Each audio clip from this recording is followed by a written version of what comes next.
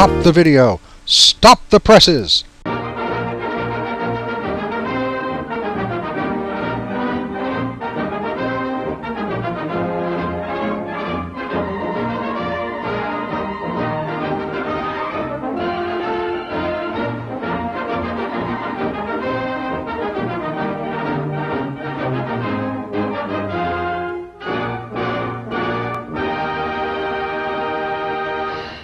Un4g1v3n1 has finally exposed the fake Apollo moon landings.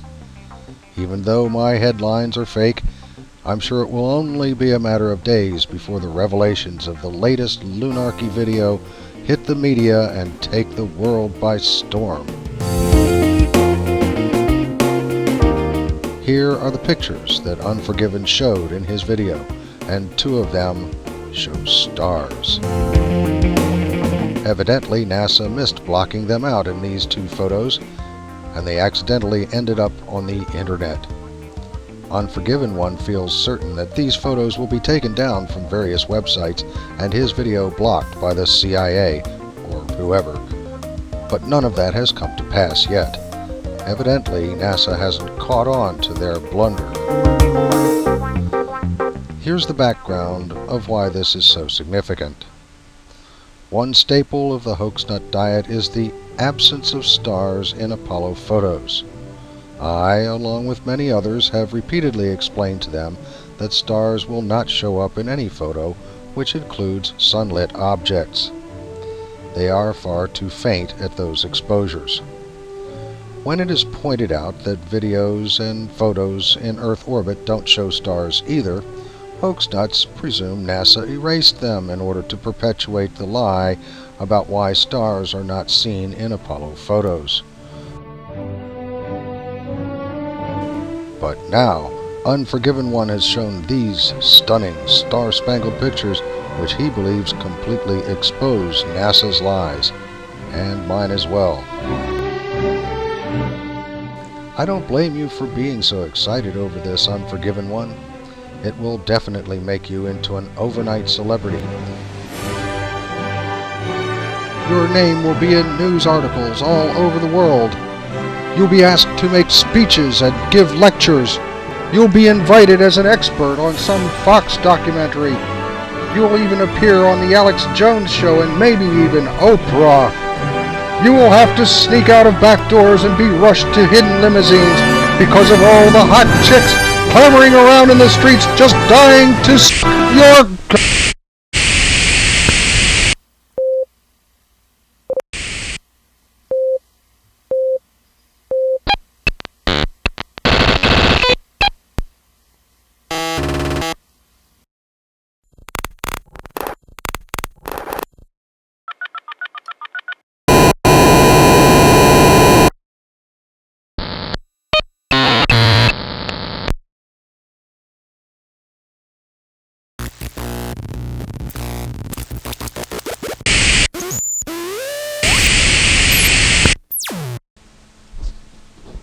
We back on?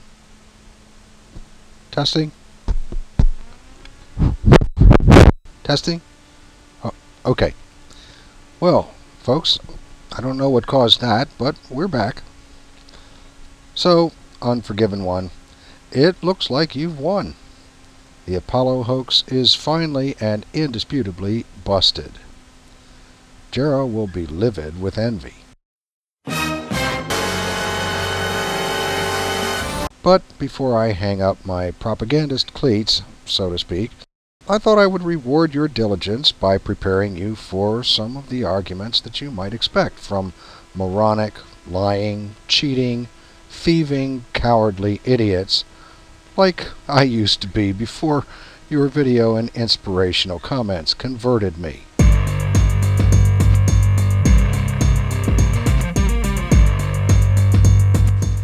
People like Roamingcroat have shown you the data from mission STS-135 where this picture was taken. A cowardly propagandist might trot out a picture like this using the time, date, and location of the ISS, which clearly show that it is at night. What made the Earth look so bright? NASA shills will tell you it was illuminated by the full moon, and this was a 4-second exposure using extremely sensitive film. The astronauts were taking pictures of the aurora australis, which is very faint, so stars would also be visible at those exposures. Don Pettit did the same thing with the aurora borealis in 2003. It shows stars too, and the Earth was lit by the nearly full moon. Incredibly, in 8 years, the idiots at NASA have made no attempt to hide this picture from the public. Okay, so that was a night side picture, but you say your picture shows the sun. You could get around their nighttime arguments very easily by just saying they lied about the time this picture was taken. These moronic pans, as you call them, may use a program like Celestia to show that the star field matches up, but with no sun in the view. Let's get familiar with this area, as it will appear a lot in this video. It's the constellation of Crux, or the Southern Cross.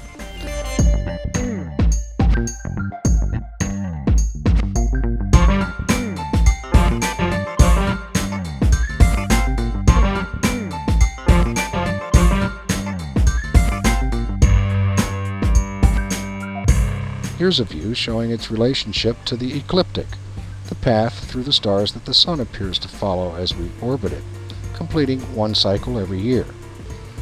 We see the Sun's closest approach to this part of the sky in November each year.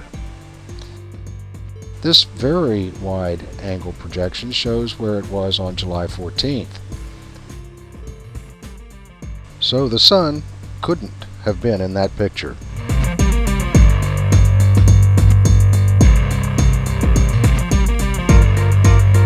You can defeat this argument by simply accusing them of lying and cheating and hope nobody actually looks it up. Don't worry, most of them won't, at least not your intended audience. Another approach these thieving shills might take is to show not 1 but 5 pictures from the same mission and line up this bright light in all of them so that we can see the changing positions of the stars with respect to it. Again, if you just accuse them of cheating, you'll be fine.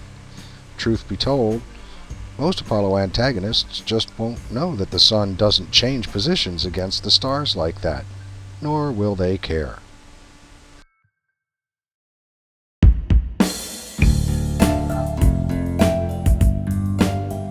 These NASA scum and their idiotic followers may also use this diagram of the robotic arm to show the light which is mounted on it. The pictures will reveal the light in the same position on the arm despite the changing positions of the stars.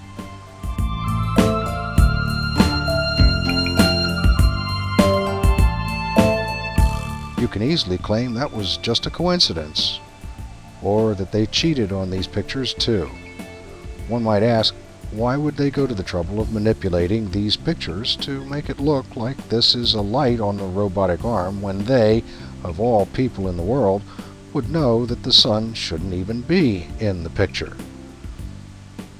It would be a lot easier if they just erased it, like you say they've been doing with stars all these years. Quite frankly, I don't know how I would answer that. Maybe that would be a good time to just dodge the question like you did in these comments.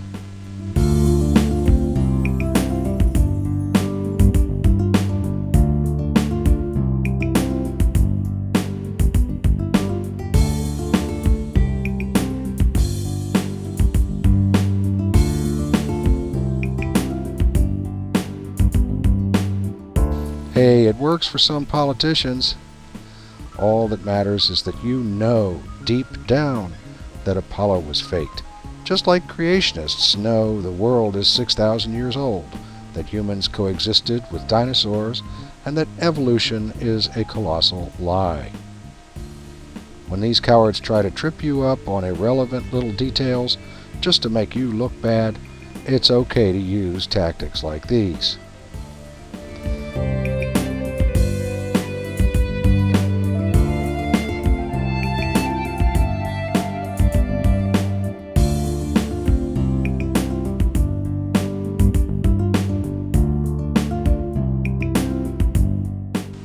And these.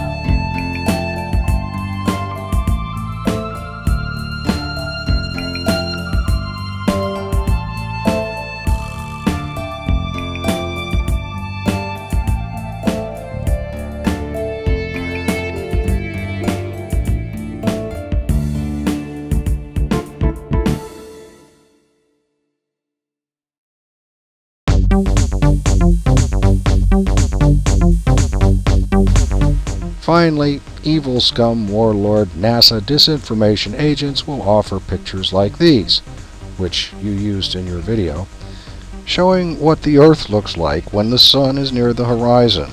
They will point out the bright sunlit limb and the dark night side across the Terminator. They will quibble about how the STS-135 Aurora pictures look nothing like that, and that the surface of the Earth is very evenly lit by the full moon, which is down and behind us in this point of view. The Earth's apparent brightness, due to time exposure, is what led others to believe this picture by Pettit was taken during the day, but with your supposed sun so close to the horizon, propagandists will assert that the Earth couldn't possibly be lit like that. And no, I wouldn't recommend trying to pass this off as the Terminator, even though most Apollo deniers' only concept of the Terminator is this. Or this.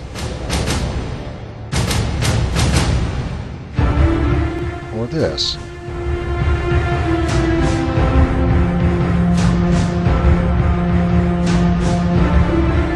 Now I believe you are ready for the big time. When your video finally gets recognized by the major media, you will be inundated with requests for appearances and news interviews.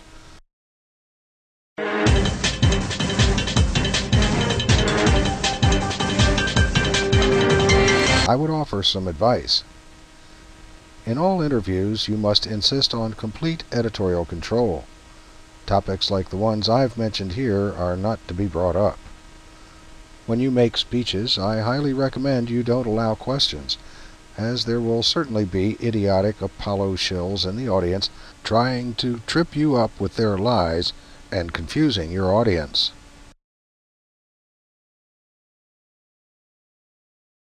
Be sure to have ample security, like Louis Farrakhan has, so that these troublemakers can be removed quickly if they get out of line.